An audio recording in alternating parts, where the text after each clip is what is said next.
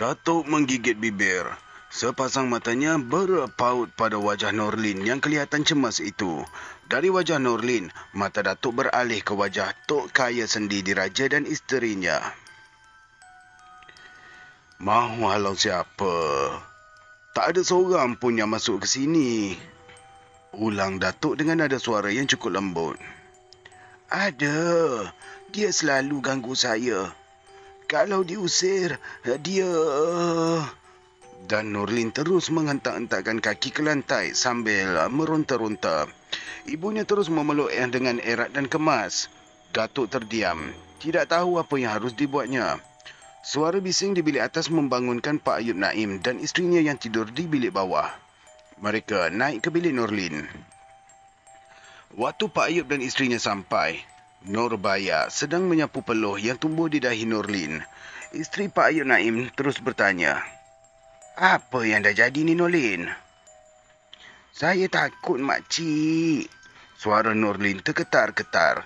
Kemudian Norbaya memberitahu isteri Pak Ayub Naim bahawa kakaknya seperti terlihat sesuatu di luar bilik mahu mengacaunya. Norbaya terus membacakan ayat-ayat suci. Tiba-tiba dia mendapati Norlin jatuh pingsan. "Badannya terus jadi panas ni, makcik," ujar Norbaya. Isteri Pak Ayub Naim resah dan berkata pada suaminya, "Apa yang harus kita buat?" Pak Ayub Naim terdiam. Dia berjalan berpusing-pusing di hadapan Datuk Kaya Sendi Diraja, lalu berhenti di hadapan Datuk. "Norlin diganggu oleh sesuatu. Setahu akulah, penjaga rumah tua ni tidak akan membuat kacau, apalagi terhadap keluarga Tok Kaya," tutur Pak Ayub Naim. Mukanya merenung muka Datuk dan Tok Kaya Sendi Diraja. Pak Ayub terus menyambung. "Kalaupun dia menampakkan dirinya, itu sebagai tanda salam perkenalan." Isteri Pak Ayub Naim secara tiba-tiba berdiri. Matanya mula merah merenung ke wajah Norlin. "Sama ada salam perkenalan ataupun tidak, dia tetap syaitan. Saya tahu, setiap kali Norlin cuti, dia ni akan jadi korban." Nada suara isteri Pak Ayub Naim cukup keras. Semua yang ada dalam bilik itu berpandangan sesama sendiri. "Kita harus mengatasi masalah ini. Saya tak nak anak saya jadi korban." Maafkan saya ulang balik. Salah dialog ni. Alamak. "Kita harus mengatasi masalah ni. Saya tak nak anak saya jadi korban," kata isteri Tok Kaya Sendi Diraja. "Siapa orangnya yang boleh menolong kita?" sahut Pak Ayub Naim. Pertanyaan Pak Ayub Naim tidak mendapat jawapan. Datuk terus bercakap sesuatu dengan Tok Kaya Sendi Diraja. Kemudian Tok Kaya Sendi Diraja pula membisikkan sesuatu di telinga Pak Ayub Naim. Baik. Okey, baik. Tiba-tiba suara Pak Ayub Naim meninggi, lalu keluar dari bilik. 10 minit kemudian, Pak Ayub Naim masuk ke bilik dengan membawa air dalam mangkuk putih. "Berikan padanya," ujar Tok Kaya Sendi Diraja.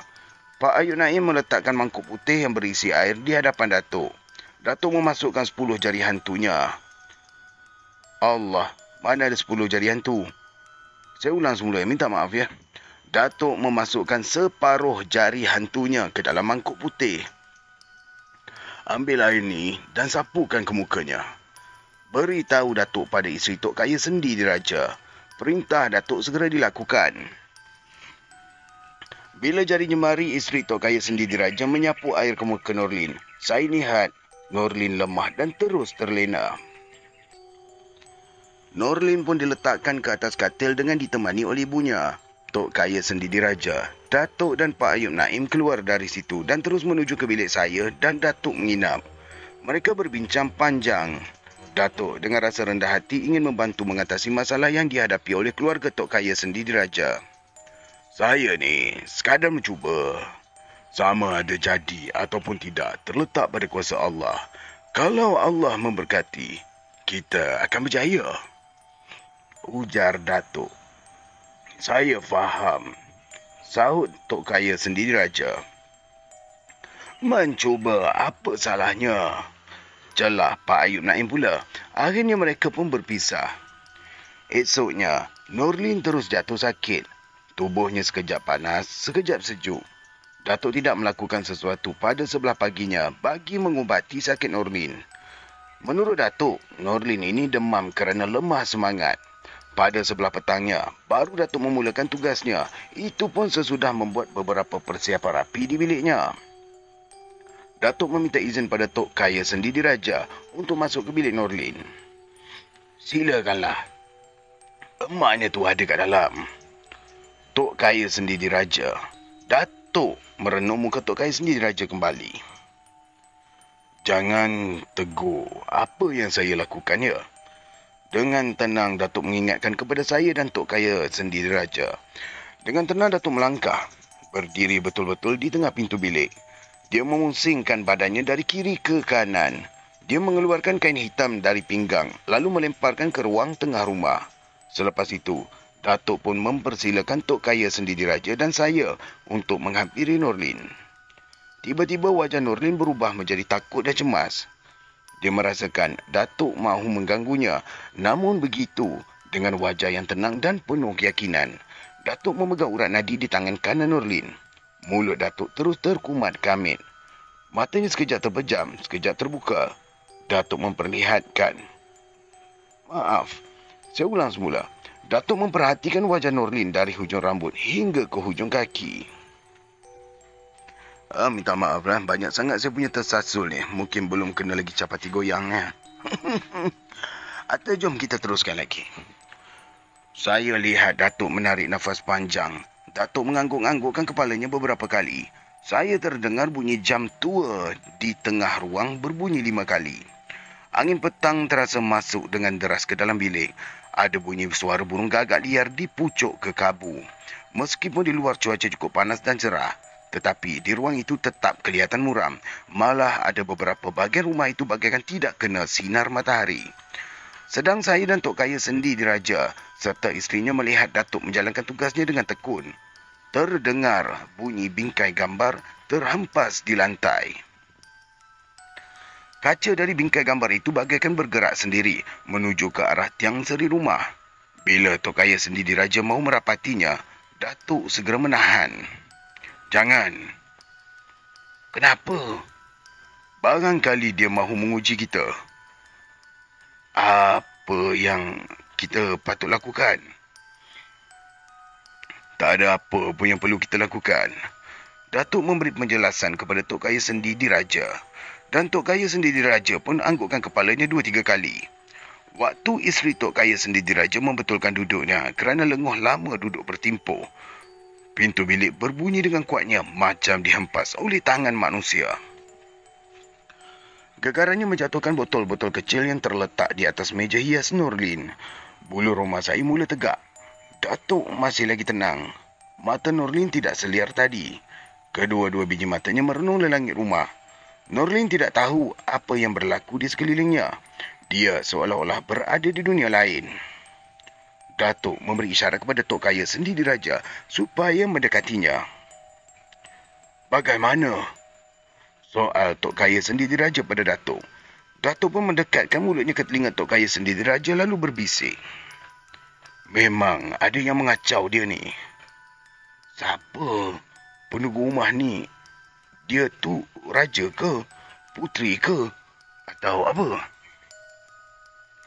Nampak benar tidak sabarnya Tok Kaya Sendi Diraja bila berhadapan dengan masalah yang rumit itu. Datuk mula resah.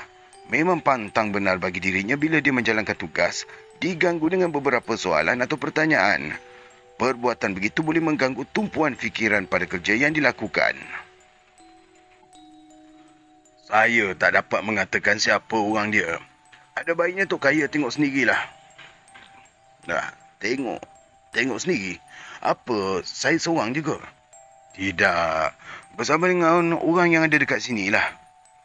Mendengar jawapan dari Datuk tu, Tok Kaya Sendi Diraja merenung muka isterinya. Mereka nampak cemas dan gusar sekali. Nurlin masih terkapar di atas katil. Matanya tidak lagi tertumpu pada lelangit rumah. Datuk memberi isyarat supaya saya menghampirinya. Ada apa, Tok? Ni, kau duduk dekat aku. Suaranya cukup tegas. Saya angguk kepala dengan lemah. Ekor Datuk merenung. Ekor mata kenapa dia tulis sini ekor Datuk? Saya perbetulkan, mungkin dia tertypo di sini. Ekor mata Datuk merenung wajah Tok Kaya Sendi Diraja. Usah bimbang. Tok Kaya dan lain-lain harus mandi dengan air bunga 7 jenis. Beritahu Datuk kepada Tok Kaya Sendi Diraja dengan wajah yang selamba. Datuk lalu minta mangkuk putih yang berisi air bersama dengan bunga kemboja, bunga raya dan bunga tanjung. Tidak sampai 10 minit, semua barang yang dikehendaki oleh Datuk tersedia di hadapannya. 3 kuntum buang. Maafkan saya, kenapa di sini banyak sangat typo ni? Sekejap ya.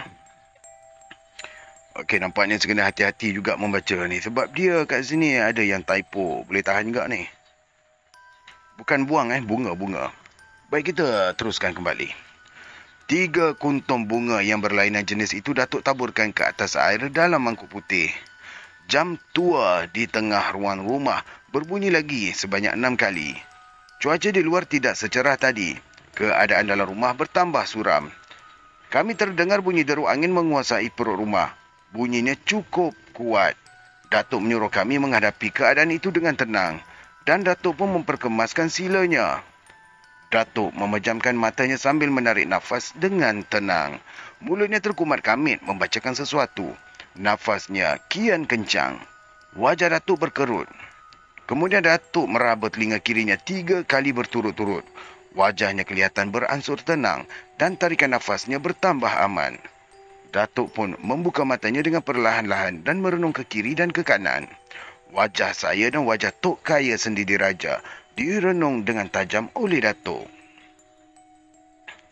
Begini Tok Kaya, penunggu ini sedia menemui kita, kata Datuk. Bila?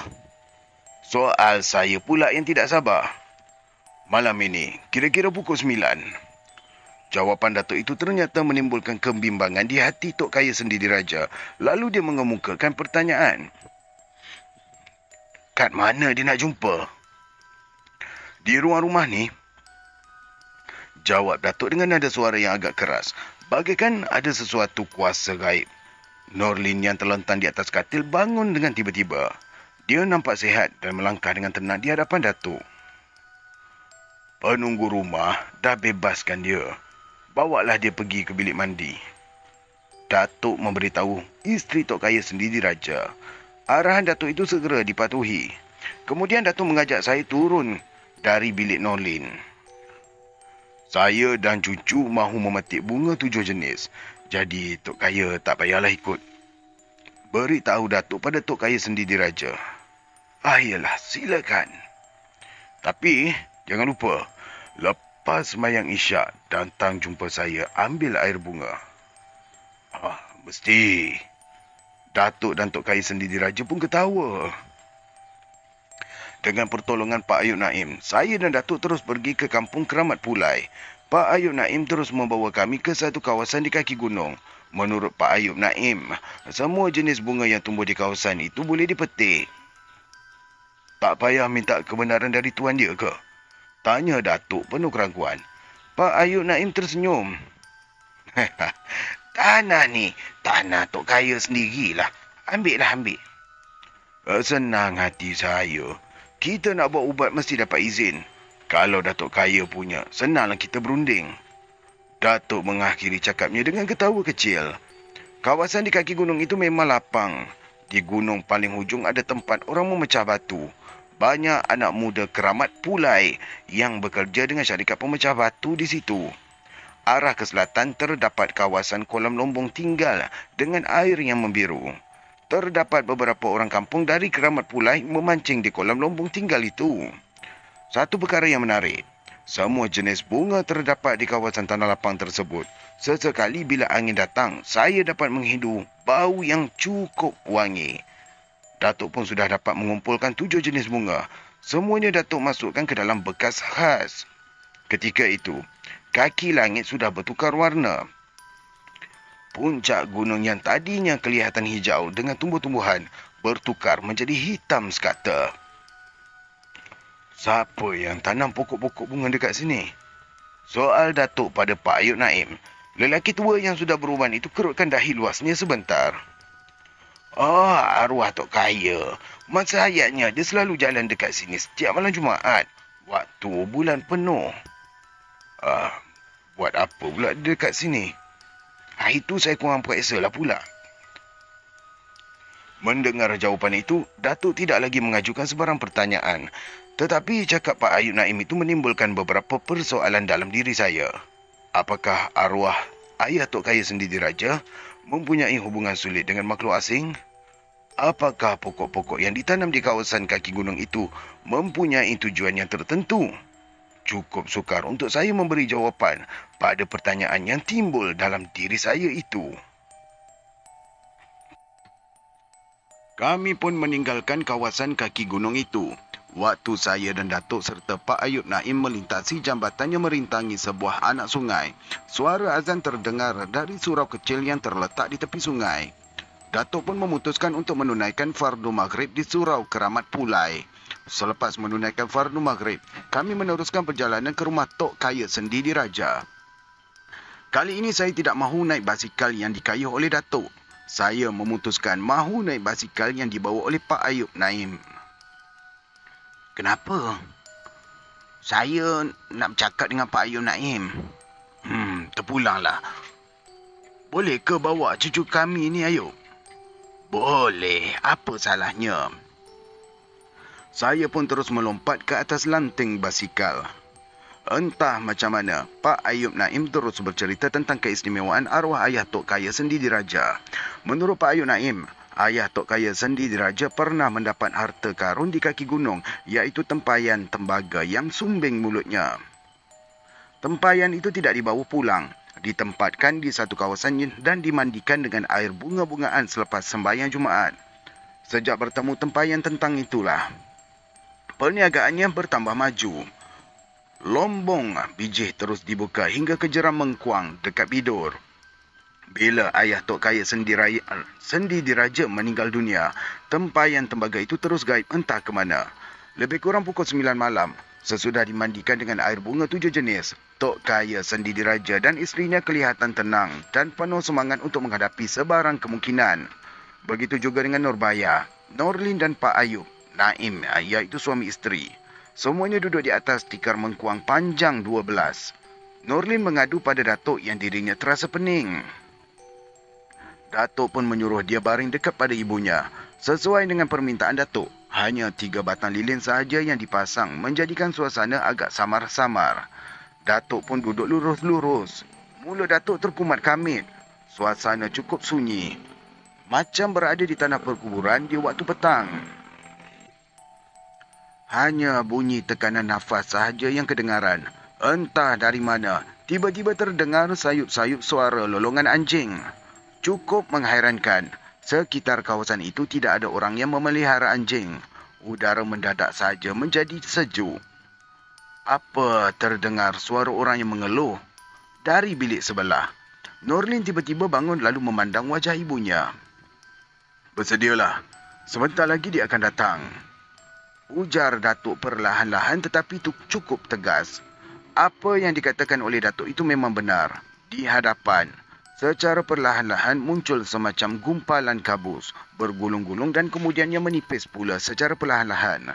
Bila gumpalan kabus itu hilang, muka isteri Tok Kaya Sendi Diraja berubah menjadi pucat. Begitu juga dengan Norlin. Ada lembaga berbentuk bayi terapung-apung tanpa seurat benang pun. Matanya yang bercahaya itu memandang wajah Tok Kaya Sendi Diraja dan isteri. Dari situ beralih pula ke muka Norlin. Siapa namamu, anak yang baik? Tanya Datuk. Saya belum ada nama. Jawab bayi itu. Tidak terkeluar dari mulut bayi tersebut, tetapi datangnya dari satu arah yang lain dan bergema pula. Datuk terus merenung ke arah bayi itu. Apakah kau yang punya rumah ni? Tanya Datuk. Badan Datuk saya lihat mula menggigil bagaikan digoncang oleh sesuatu. Kau tinggal menetap di sini ke? Soal Datuk lagi. Tidak. Terdengar suara gema yang agak jauh. Kenapa yang kau ganggu Norlin? Saya ni cuma nak jumpa emak saya, isteri Tok Kaya Sendi Diraja. Isteri Tok Kaya Sendi Diraja mula menggelabah, kemudian terpekik tertahan-tahan. Datuk memberi isyarat pada semua yang ada di situ supaya bertenang. Tetapi perubahan wajah jelas kelihatan pada Tok Kaya Sendi Diraja dan isterinya. Apa pasal yang kau mahu menemui ibumu? Saya minta dipertanggungjawabkan. Maksud kau? Aku tak faham. Kenapa saya dibunuh? Jadi ibumu telah membunuhmu? Ya, waktu saya 7 bulan dalam kandungan dengan pertolongan doktor, saya dikeluarkan dari rahim secara paksa. Sebaik sahaja suara itu hilang, diganti pula dengan suara tangisan. Suara itu terdengar sayup-sayup dan amat memilukan. Datuk meletakkan kedua belah tangannya atas tempurung lutut. Salah satu daripada api lilin di hadapannya dipadamkan. Kau mahu membalas dendam dengan datang ke sini? Bukan itu maksud saya. Jadi, apa tujuanmu yang sebenar? Saya memerlukan nama dan pengakuan dari ibu yang sebenar dan kaum keluarga. Baiklah, selain dari aku dan cucuku, ada ayah, emak dan kakak atau adik kau. Mereka sudah mengakui kau sebagai keluarga mereka. Ujar Datuk sambil merenung muka Tok Kaya Sendi Diraja. Tok Kaya Sendi Diraja dan isteri serta-merta anggukkan kepala. Datuk menggigit bibir lalu bertanya, siapakah orang yang selalu muncul di sini seperti yang pernah ditemui oleh cucuku dan orang lain itu? Bayi itu kelihatan berpusing-pusing lalu berdiri dekat tiang seri. Dia seakan-akan ketawa menghadapi ke arah kami. Terdengar bunyi angin yang cukup kuat. Semua yang ada di rumah-rumah berterbangan. Walaupun begitu, api lilin Walaupun begitu, api lilin tidak jadi terpadam. Mereka adalah waris dari keturunan datuk nenekku. Mereka lah yang memberi jalan kemewahan pada keturunan ayah dan ibuku. Dan mereka lah yang mendesak aku supaya menemui ibuku yang sebenar. Terdengar gema suara dari arah kiri Datuk. Baiklah, mereka sudah tahu sekarang. Mereka akui kau adalah keturunan mereka. Pulanglah. Jangan ganggu kakakmu Nurlin. Datuk terus bersuara. Aku mahu bersalam dengan mereka. Minta bayi itu. Baiklah, silakan. Keluarga Tok Kaya Sendi Diraja mengulurkan tangan. Ternyata mereka tidak bersalaman dengan bayi itu. Mereka hanya macam terasa angin yang tenang mengenai jari jemari mereka.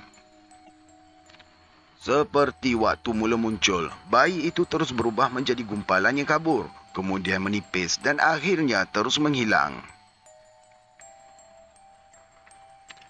Setelah beberapa detik berlalu, Datuk kembali bertafakur dan membaca sesuatu.